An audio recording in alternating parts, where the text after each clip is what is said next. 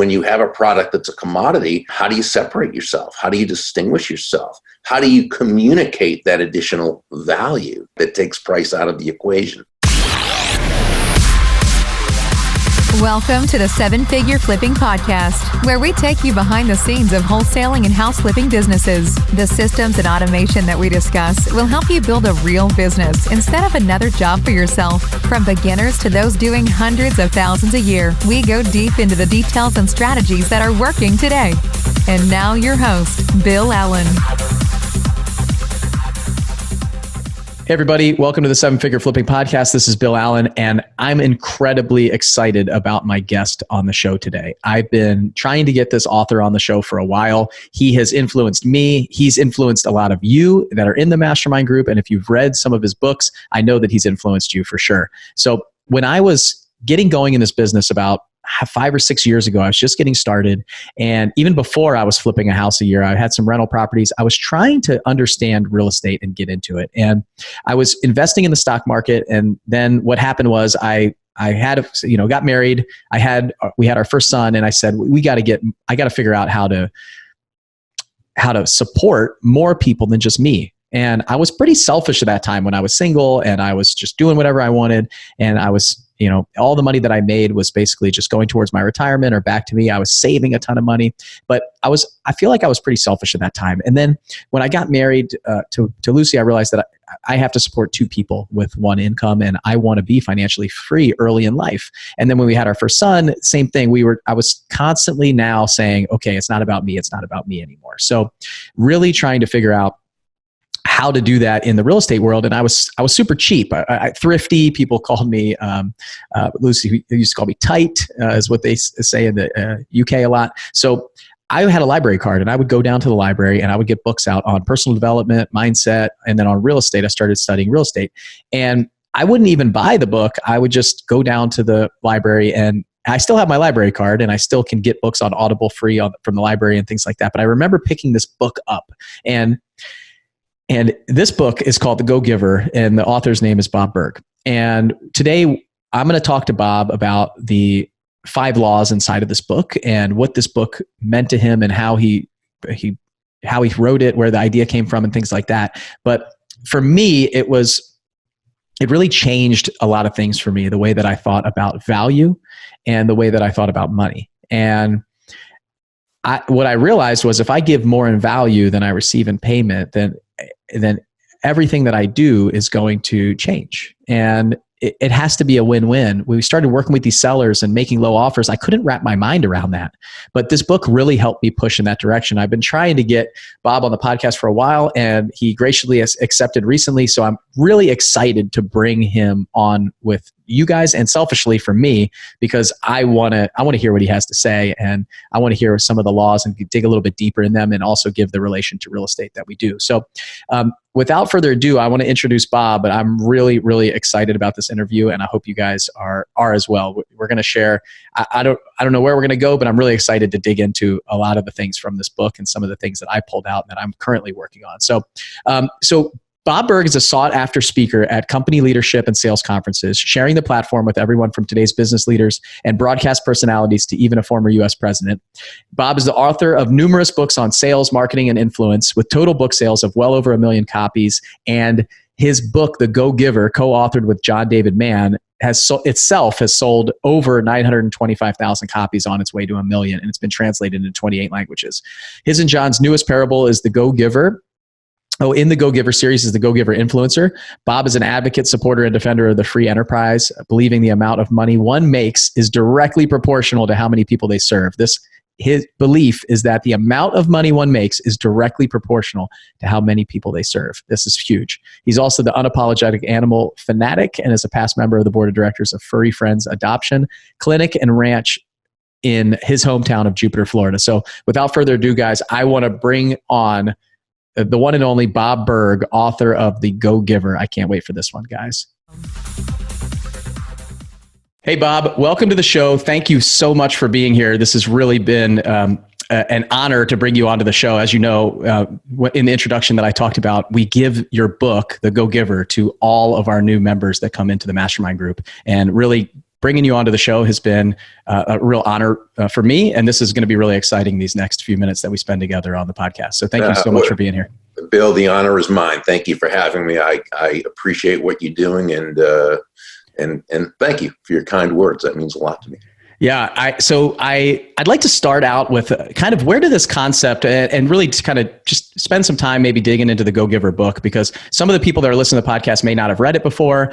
Some have read it. And I think even myself, I'm very interested to find out kind of where this concept came from for you, because it was extremely influential in my life, just picking up off the library shelf, 5 years ago and really starting my journey in this flipping and wholesaling houses.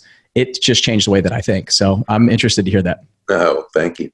I had a book out years ago, and I've been kind of at this for a long time. So this is back in the mid-90s. My first book was Endless Referrals, and the subtitle, Network Your Everyday Contacts into Sales. So it was really a how-to book written for salespeople and entrepreneurs who knew they had a great product or service. They were proud of it. They realized it brought fantastic value to others, but they may not have felt comfortable in the process of going out and creating those relationships that led to new business, led to referral-based and introduction-based businesses. So, it was traditional how-to, and it sold very well. I'm very grateful for that, and have done updated, revised editions back in '99, and then the last one was in 2005. But again, it was a how-to book. Throughout the years, I've always enjoyed, and I read plenty of how-to books, and I love how-to books, but I also read a lot of parables. I've always enjoyed reading those. Short stories that kind of really make an impact. They come from the heart, they reach the heart. As you know, stories tend to connect, right, on a deeper level. And I thought, what if we could take the basic premise of Endless Referrals, which was that all things being equal, people will do business with and refer business to those people they know, like, and trust, and put that into parable form. And so the first thing I just asked myself in terms of titling it was, well, so what is the essence of a person who's able to very quickly and very sustainably create those kinds of know, like, and trust relationships? And it came down to that they're givers. In other words, their focus is on giving value, bringing immense value to others. So we came up with the Go Giver as a title. But the best thing I did for the book was to reach out to John David Mann, who at that time I knew only as the editor-in-chief of a magazine I was writing for, and asked him to be the lead writer and storyteller. Because really, I'm a how-to guy. I'm step 1, step 2, step 3. John's a magnificent storyteller. And I asked John, and when I say I asked, I mean I pleaded with him to be the lead writer and storyteller. And fortunately, he agreed to. And so that's really how the book got started in and of itself. The interesting thing is it didn't take us long to write it, but it took us a while to find a publisher, because we went through, I think it was 25 rejections over the course of a year until finally landing with Portfolio, a division of Penguin Random House, who's just been a great publishing partner for us. So why is that? Is that they just didn't want to pick up a parable, or they, as they were reading it, they just didn't see that it was going to have traction, or what was the reason that they wouldn't pick it up? Various responses. Some of them was like, well, the world doesn't need one more parable. Some were, yeah, we like it, but it's just not really us. It's not what we do, which is fine, because we're not necessarily a match for everyone. And it kind of went like that. But finally, when the right one was there, we connected with them, and they turned out to be really the right one for us, because they've really been fantastic, very supportive. Yeah. They're, with a book, it's really up to, unless you're a celebrity author, okay, unless you're Stephen King or someone, the publisher isn't going to really do the PR. You've got to do that yourself. You've got to go out and you've got to hustle that, and you've got to, hey, I've been doing interviews on this book for 11 years now, and I'm going to keep doing it. But they've been very supportive in every way, in terms of when I wanted, books sent to different media and so forth, they always did it. When it was a matter of, hey, do you think this idea would work? They were always there providing their wisdom. So they've been just fantastic. Awesome. Yeah, I'm always interested in that because, sometimes it takes a long time to get published and then it's a hit right away. And then sometimes it's very quick to publish, but it takes a while to become a hit and really get out into the mainstream. What about that? Did it take a while to become popular? And what was that kind of story like? Bill, I got to tell you, in just about everything I've done in life, I've rarely had quick successes. It's always been a matter of putting a plan together, staying with it, getting knocked down a lot, getting back up, doing which, like most of us. Mm-hmm. This is the first book or the first real project I've ever done that had immediate success. It just hit right away. And what was interesting was the first wave of, I guess if you want to call them adopters of the book, and we know this only because of the many emails that we received, were the people who had already been living their lives and conducting their businesses this way. These were very, very successful entrepreneurs and salespeople and CEOs and people who said, what you and John have put into this book, this is what I've been telling people is the way to do it, but people haven't believed me, right? Because you know how it is. It's that third party sometimes.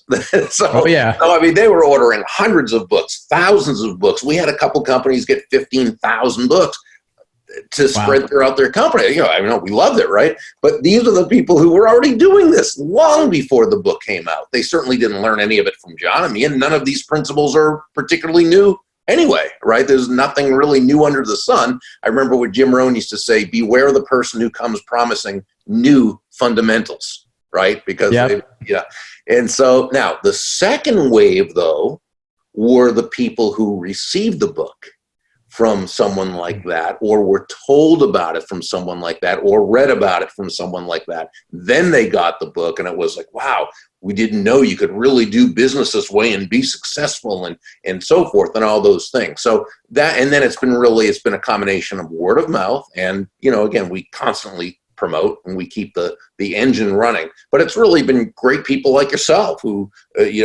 picked up the book, who found some value in it and then began spreading it to other people. And that's how the book has really been long lasting, as opposed, and we're just, we're getting close to the 1 million mark in books. So, just in that book sold. And so that's pretty exciting. That's amazing. It's really cool to hear that because I can see how that can happen. I remember when I picked it up, it's an easy read, right? So you go through a parable, you're hearing a story. I couldn't put it down, frankly.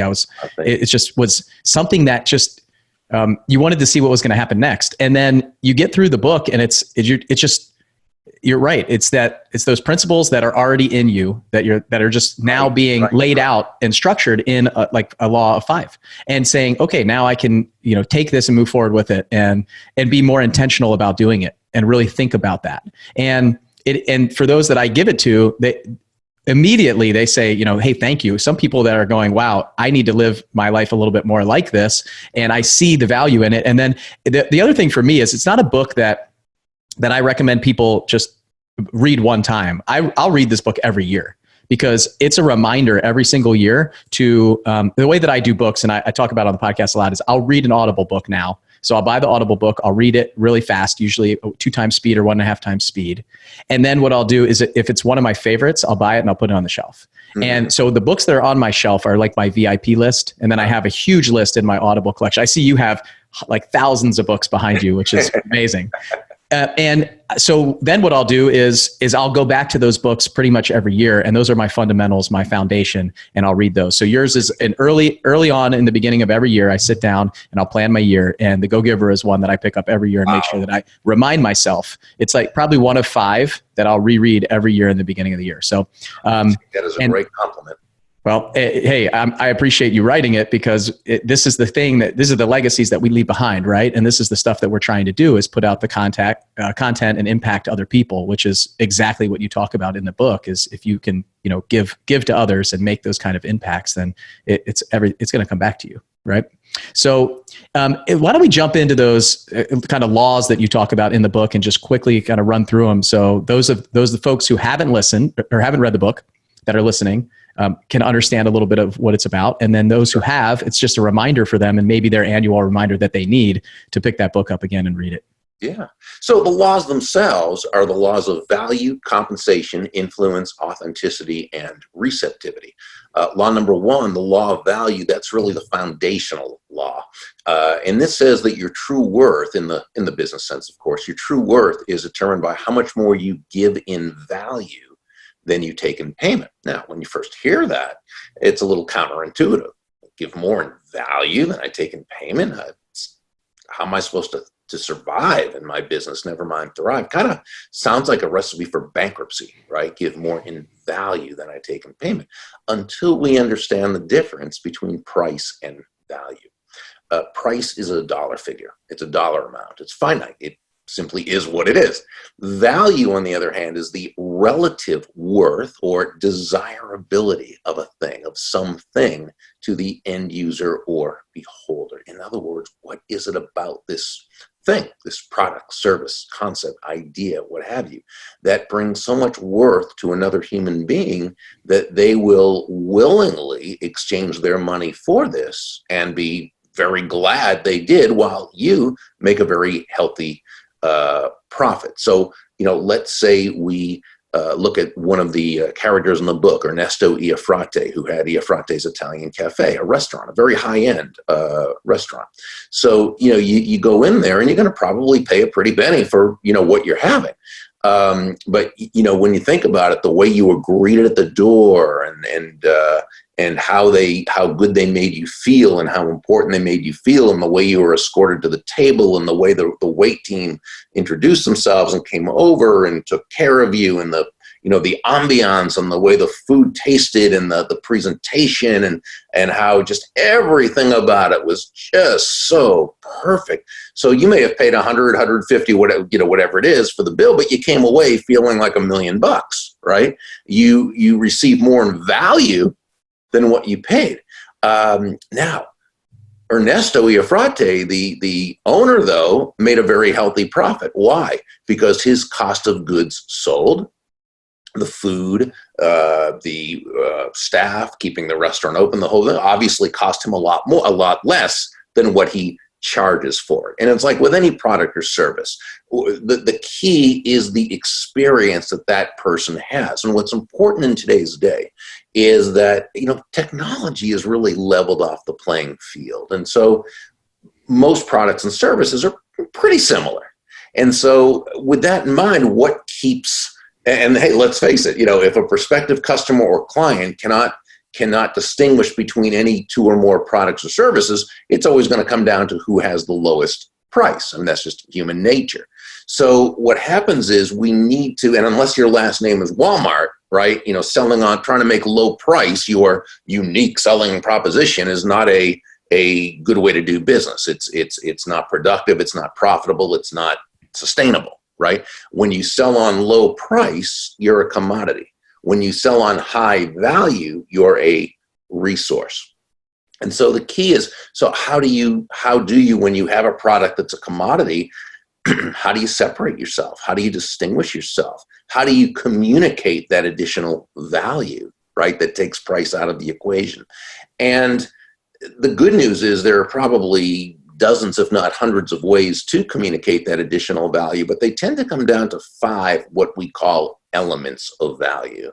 And those elements of value are excellence, consistency, attention, empathy, and appreciation.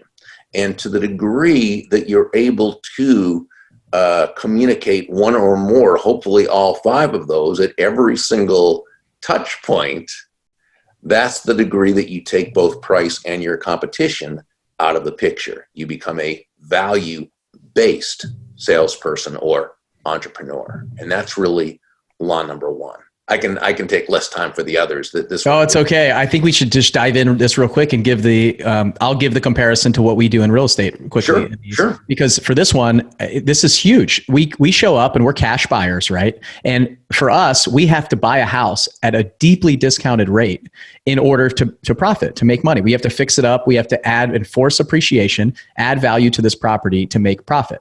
And that means that the homeowner has to sell to us at a very deep discount. We have to buy deeper than anybody else, frankly. And so we have to provide something to them, something of value. And we have to also communicate that we're different than the other competition that is coming saying the same thing. So if we can't provide a creative financing resource for them potentially, or hey, we'll actually move all of the things out of the house. We'll take care of all of the problems.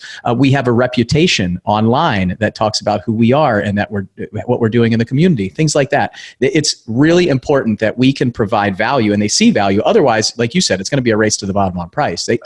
And for us, it's about them getting the highest price of their house as possible. And they have to understand that we are giving them so much value. They're trading equity for ease and speed of transaction in our business. Right. So exactly. And running a mastermind group for me, same thing. People pay, tens of thousands of dollars to be in our mastermind group. So what they need to understand is that when they come in here, that for me as the owner, I've got to provide way more value. I see it. I have to over deliver. So they say, you know what? It actually would cost me more not to be here than it would to. In any transaction that we make, somebody actually takes their hard-earned money, hands it to you, saying what you have is more valuable than what I'm giving you. Yeah, and here's the thing, and this is why the free market works so well. And when I say free market, what I mean is no one's forced to do business with anyone else. Okay, in any free market based, if you want to say transaction or sale or what have you, there are always at least two profits: the buyer profits and the seller profits, because each one comes away significantly better off afterwards than they were before. There's not a fixed pie like in a socialistic type of horrible situation. Okay, it's with the free market. It's value creates value creates value, and you're creating a much bigger pie. Yep, I agree. Both people have to win in these situations to feel good, right? And that's a great transaction. And that's what has to happen in our real estate business. That's what happens in our mastermind group. That's what happens anywhere that we go. That if I'm handing my money over and afterwards I feel like, oh my gosh, I just gave them way more than I got in value. That's a problem for the seller, right? Yeah, well, not only are you going to resent that, you won't do business with them again, and you certainly won't have nice things to say about it. And that kind of goes into law number 2, which is the law of compensation. And this one says your income is determined by how many people you serve and how well you serve them. So where law number 1 says to give more in value than you take in payment, law number 2 tells us the more people whose lives you touch with the exceptional value you provide, the more money with which you'll be rewarded. And you going on 1 million copies sold of this book is saying right there that you are touching so many lives. I feel the same way inside of our mastermind group. The more people that we can get in front of with this podcast and serve at our live events and everything that we do, the more people that changed for me to an impact-driven business versus how much money can I make? And when that happens, and that's what I love about this one, is the more people that we can get in front of, the more people that can be moved and changed, and we can help change their lives, they grow their real estate businesses, the better we are going to be. And here's the key. The focus, when you said an impact-driven business, see, that's the key. The focus, this is why we say, John and I say, that money is simply an echo of value, right? It's the thunder, if you will, to value's lightning. Why? Because when you focus on the value that you're providing another person, they're much more likely, obviously, to want to do business with you. Why? Well, when I speak at sales conferences, I'll often begin by saying, nobody's going to buy from you because you have a quota to meet, right? They're not going to buy from you because you need the money. And they're not even going to buy from you because you're a really nice person. They're going to buy from you because they believe they'll be better off by doing so than by not doing so. And that's the only reason, and again, in a free market environment, that's the only reason why anyone should buy from you or from me or from anyone else. What this means is that the entrepreneur, the salesperson, must focus on bringing immense value to that other person. To the degree you do that, the focus is on the value you're providing. The money is simply a natural result of that value. Focus on the money, you won't make as much of it. Okay? Because you got to be focused on them, because they're not buying for you or selling to you because you're focused on yourself. It's what can you do for them. That's fantastic. Money is the echo of value. I absolutely love that. So I'm taking that one away from here. So what's the third law? Third law is the law of influence. And this one says your influence is determined by how abundantly you place other people's interests first. Again, counterintuitive sounding until you step back and you realize that the greatest leaders, the top producers, the highest money earners, this is simply how they run their lives and conduct their businesses. They're always looking for ways to make it about the other person. But let me qualify this because and this is important. It can easily be misunderstood. When we say place the other person's interests first, we certainly don't mean you should be anyone's doormat or a martyr or self-sacrificial in any way. Absolutely not at all. It's simply understanding, as Joe, the protege in the story, learned from several of the mentors, and you and I talked about this a little earlier, that the golden rule of business is that all things being equal, people will do business with and refer business to those people they know, like, and trust. Well, there's no faster, more powerful, or more effective way to elicit those feelings toward you from others than by genuinely and authentically moving from that I focus or me focus to an other focus, looking for ways to, as Sam, one of the mentors in the story, told Joe, make your win all about the other person's win. Yeah, that's exactly right. And it's about them, not about you. If you're outwardly facing, it just changes everything. And I feel like there was a time in my life where I was a lot more selfish and thinking about this. Like my goal was to make more money. I think we all went through that when we were younger, Yeah, for sure. We learn as we go along, Yeah. And this is something that I think the earlier that you can realize this and the earlier you can start exhibiting it, the more successful you will become. Absolutely. Yeah. Absolutely. Okay. And what about the next one? What's the next one? Law number 4 is the law of authenticity. And this one says that the most the most valuable gift you have to offer is yourself. One of the mentors in the story, Deborah Davenport, shared a lesson she learned that basically all the skills in the world, the sales skills, technical skills, people skills, as important as they are, and they are, they're also all for naught if you don't come at it from your true, authentic core. When you do, however, when you, as we like to say, show up as yourself day after day, week after week, month after month, people feel good about you. They feel comfortable with you. They feel safe with you. You're that person they want to do business with. They begin to know you. They like you. They love you. They trust you. They want to see you succeed. They want to be in relationship with you. They're much more likely to tell others about you.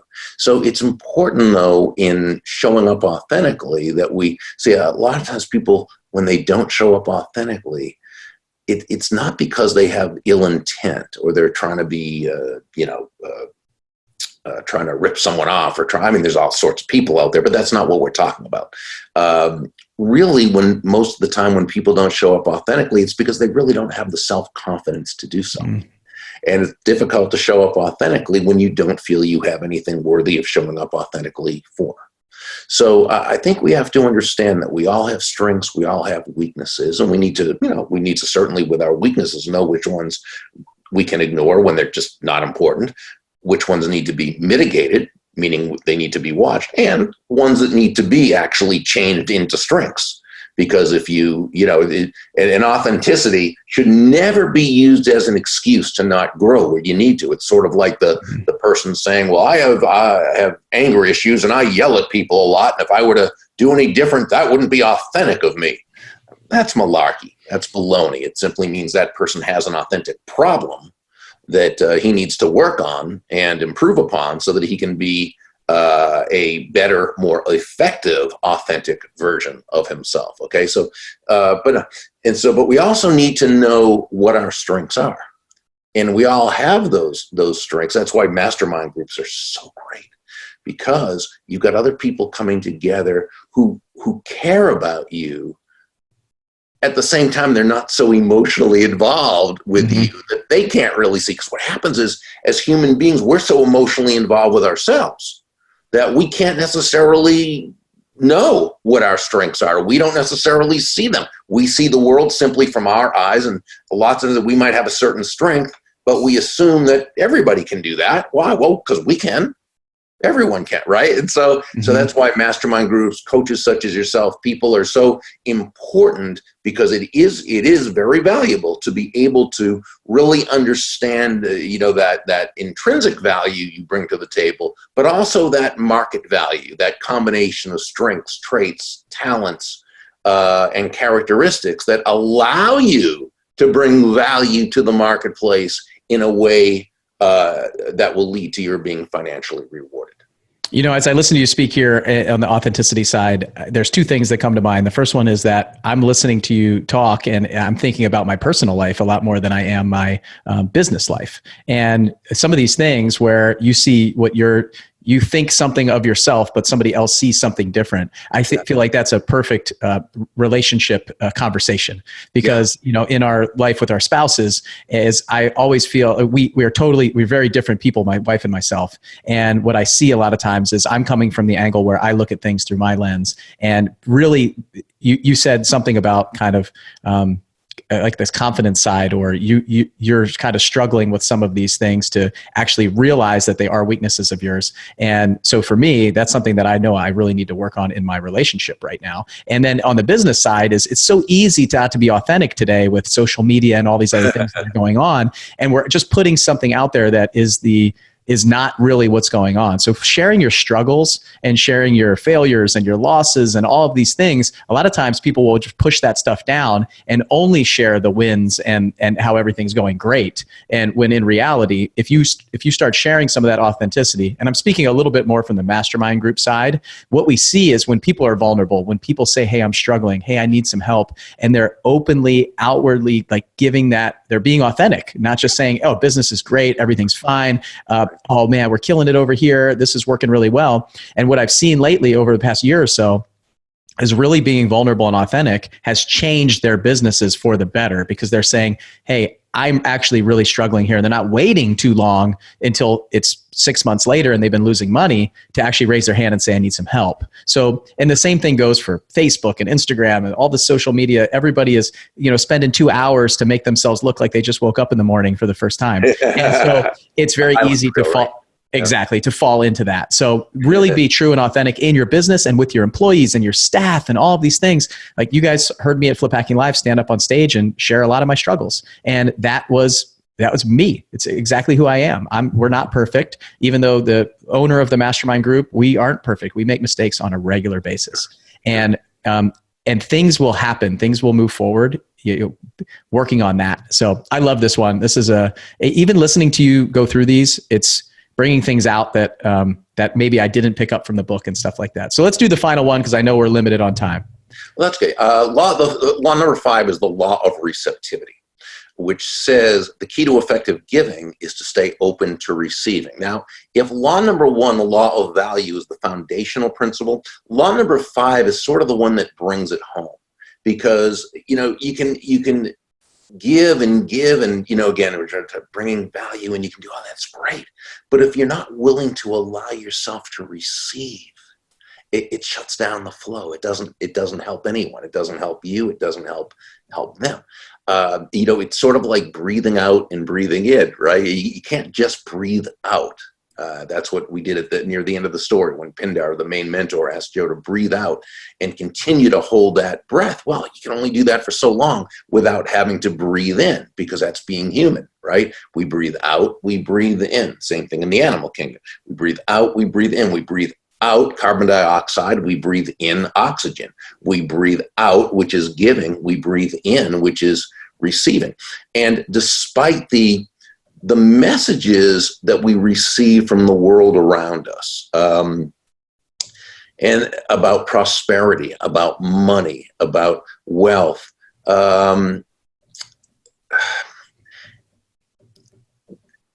we don't receive mixed messages about that. We receive very negative messages. You'd almost think that anyone who has made a lot of money did it on the backs of others, or by cheating, or by, now, again, it's a big world. People do things.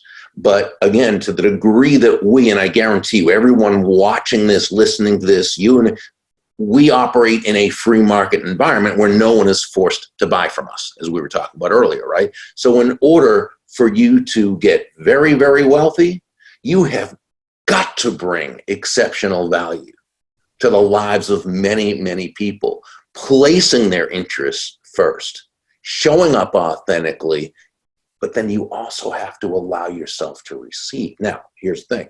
So unlike the message we receive from the world around us, giving and receiving are not opposite concepts. Giving and receiving are simply two sides of the very same coin, and they work in tandem. So, by all means, provide value, focus on others, focus on providing value, understanding that when you do that, you're creating what we call a benevolent context for your success. And then when that money comes to you, allow yourself to receive it. And, we receive not only money, but joy, love, friendship, advice, helpfulness, what have you. And money certainly a part of it. And so that I think is really the key. And so, but what happens is because of the way the world from, the time where so with many people, it's a combination of, family, environment, schooling, news media, television shows, movies, where again, there's so much negative programming that it gets into the unconscious. And it's very easy to think, oh, well, if I make a lot of money, does that mean I've done something wrong? Does that mean and we're not thinking that consciously, but I'm saying unconscious. And that's why it's so important, I think, to make a study of prosperity. And that's why I read Randy Gage's prosperity blog. I read David Nagel's prosperity. David wrote, not The Millionaire Within, I think The Millions Within, David Nagel, T. Harv Eker's Secrets of the Millionaire Mind, is Ellen Rogan, who's a financial advisor, who what she does is she writes on actually attitudes about money, okay, and prosperity mindset. So there's all these people out there who study prosperity. Well, and they write about it. And my feeling is, you know what? Buy those books, buy those CDs, or watch them on what have you, because we get the garbage, this anti-prosperity just thrown at us all the time. So that comes naturally, that comes into our brains naturally. And I want you to start questioning your premises, okay? I mean, when you hear someone say, well, millionaires are bad people, or someone's filthy rich, or all these other things, question the premise. Why? Why is that a thing? Okay. Why is someone who made a lot of money and they say, I wonder what they had to do to get that? Question the premise and say, I wonder who they served and who they helped, or what product or service they brought to the marketplace that made life better for others. I wonder what they did there. Okay, so question those premises, begin studying prosperity. Don't accept as a priori that there's something wrong with earning a lot of money. No, if you do it as a result of bringing immense value to the lives of many people, by all means, receive it, and receive it with gratitude. I think I could spend an hour diving into this one, because this is all mindset, right? This is how you think. This goes back to when you were a child, all the way through your life, of how you were brought up, what people were saying to you. Was there money around the house? Was there not money? Was that fancy car that the neighbor bought being, inside of your household said, I wonder what they had to do to get that, those kind of things. Randy Gage does this great thing about movies and all the negative memes in movies.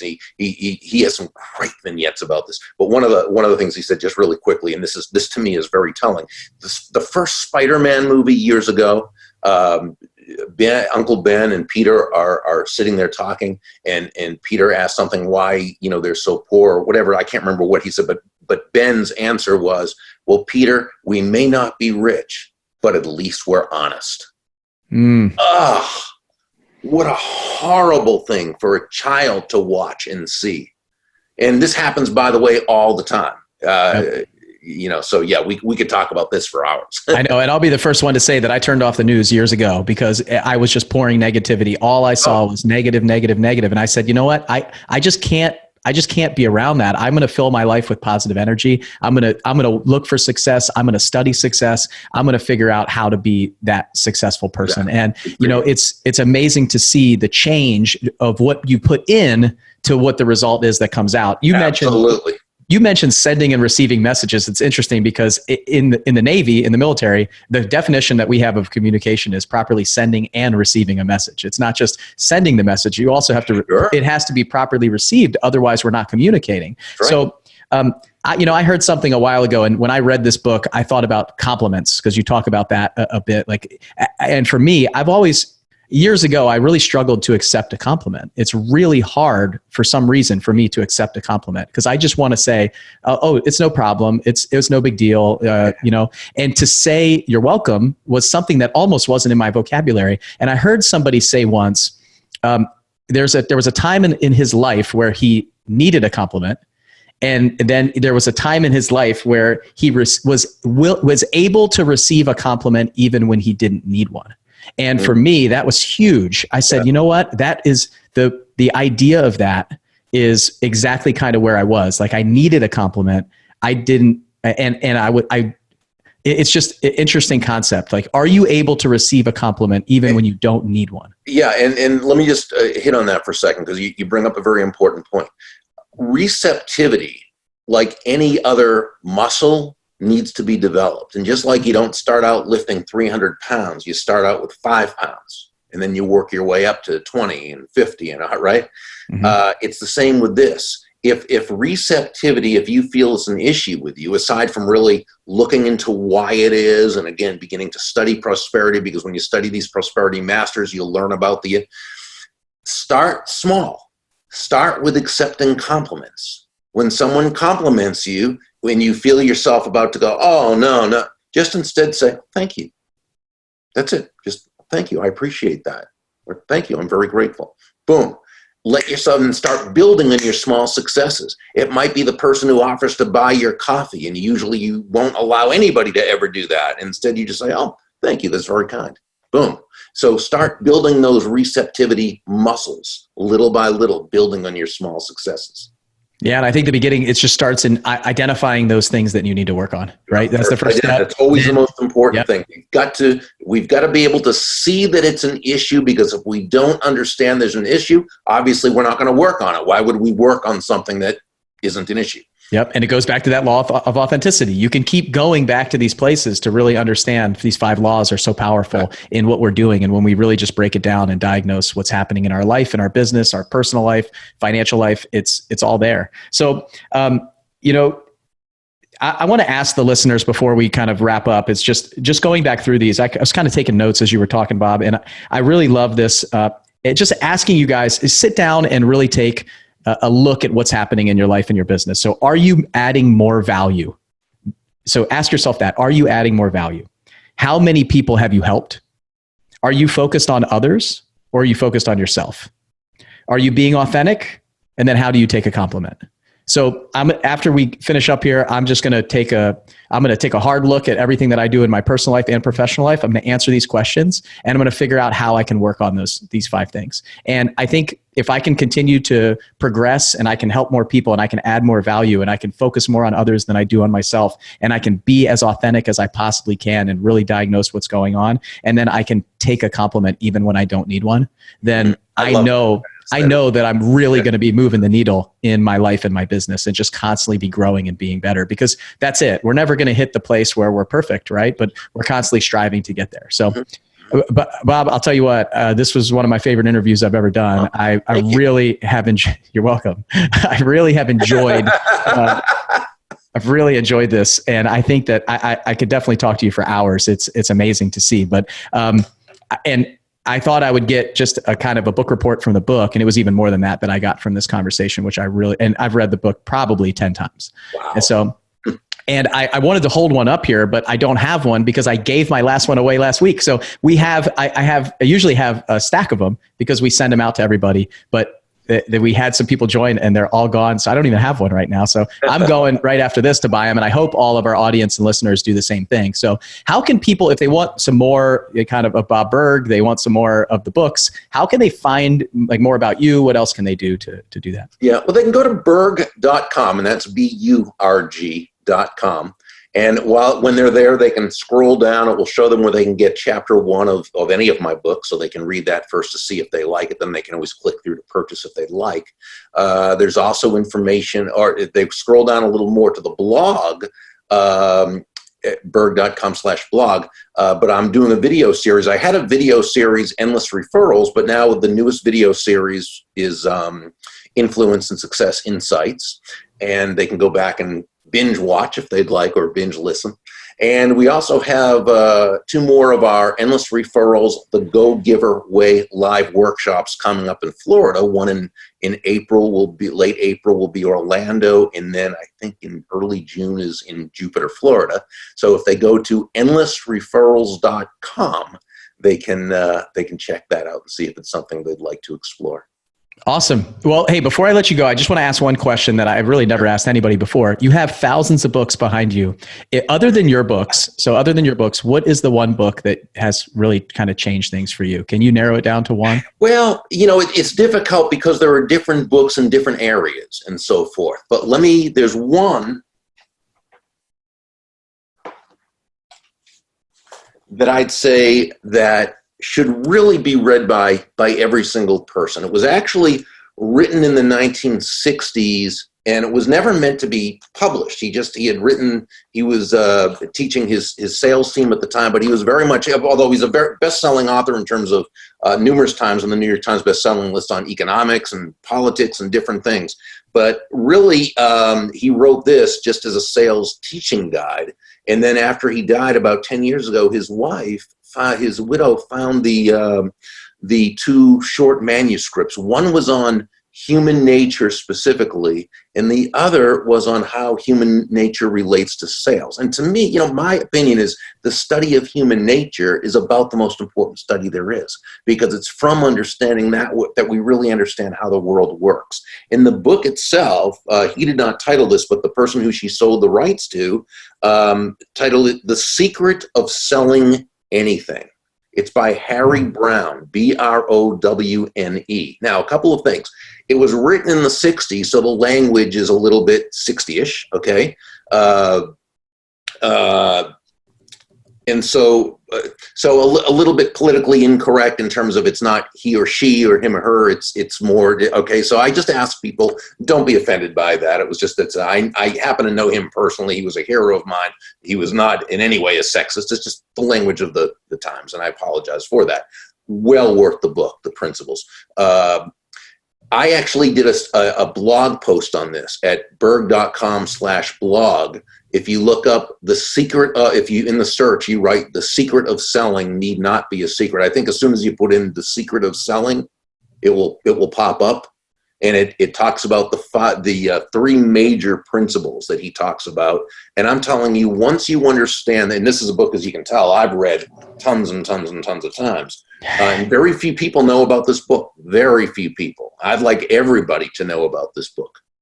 All right, well, well, all of our listeners know about it. And if you're not watching on YouTube, then you can't see all the dog ears and the sticky notes that are all over the place. And that thing looks like it's been. You know what I love the most about Harry Browne is that he worked within truths. In other words, he made a study of human nature. He learned and understood human nature. He honored and respected it. He didn't say, "Oh, I wish people were like this, and so I'm going to make believe they are." No, he started from where people are, and then he worked at it to advance, the world and himself and others.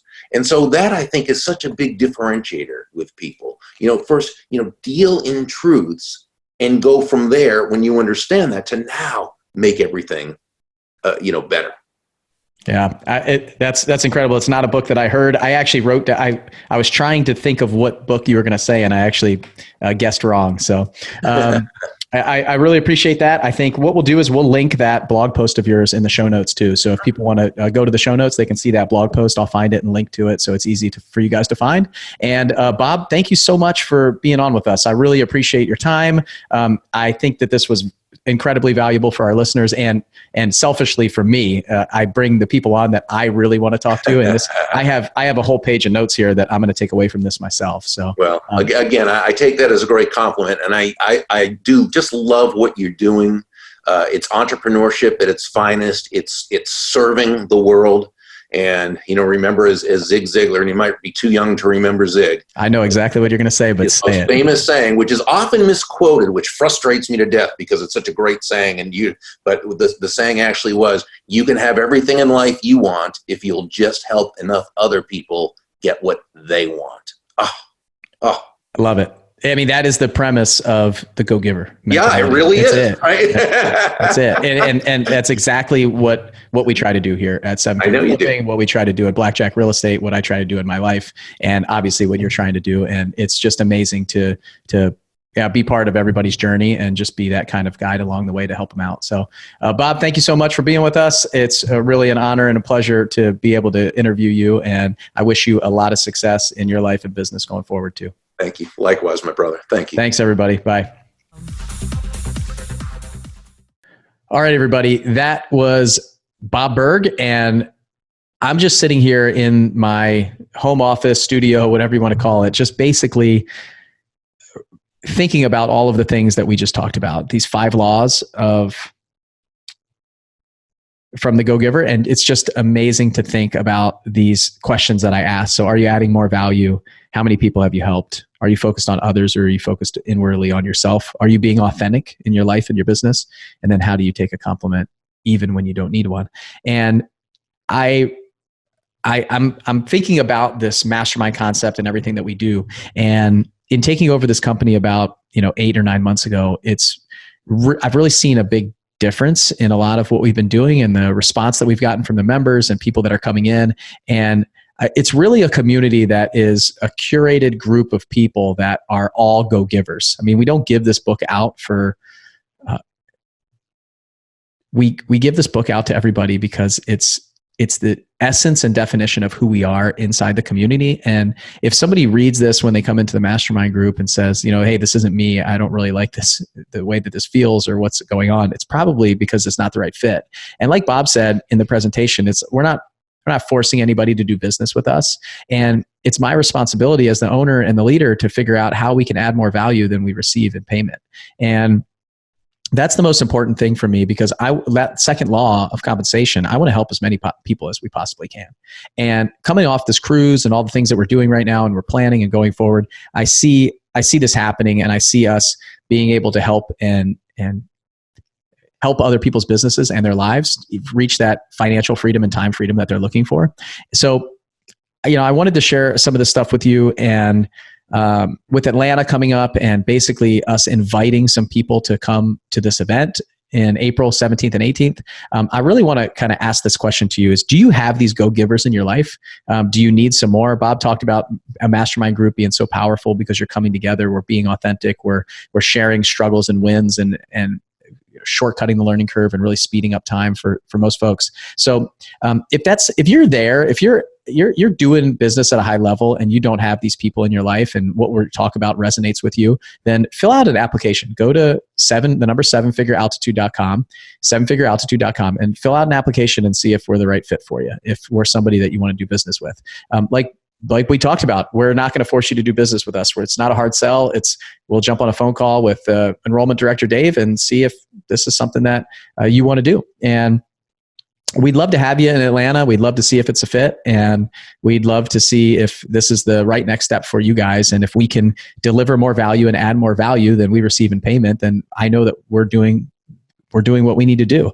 And we are focused on others. I feel like we are 100% authentic in here, and everybody inside the mastermind group, I think, will agree that the authenticity has really reached a new level of struggles and limits and things that are happening, and really working through a lot of the mindset blocks and problems that we have of why we're not reaching the next level is really the focus. And being able to take a compliment, I'm working on that still, but we have a lot of people that are reaching out that are saying they love what they're hearing on the podcast. I'm getting some thank you notes in the mail from different events that we've done, from Flip Hacking Live still and things like that. It's really just amazing to see, and I'm humbled and honored to be a part of it. And I'll just say here, everybody, you're welcome for what we're doing. My team is incredible. They are doing an awesome job. Everybody's really stepping up, and I can't wait to see what's possible over this next year of 2020 inside this group and for everybody's business that we're being able to help and guide and just kind of tweak a little bit in the right direction. And so if you're thinking about it, you're on the fence and some of this stuff resonated with you and kind of pushed you to the point,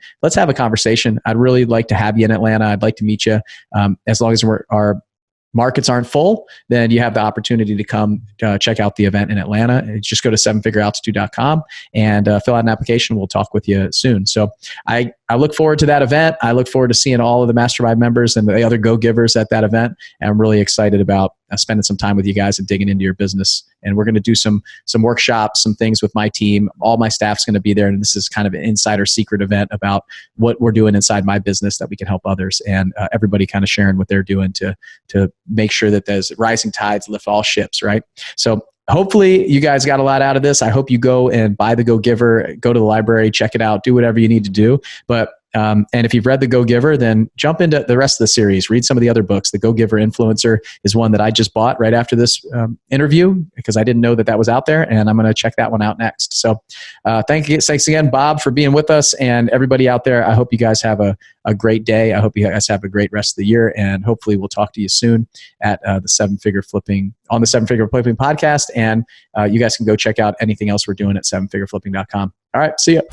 Thanks for listening to the Seven Figure Flipping Podcast with Bill Ellen. If you want to grow and scale your house flipping or wholesaling business, check out more insider tips and strategies from the nation's most successful real estate investors at sevenfigureflipping.com.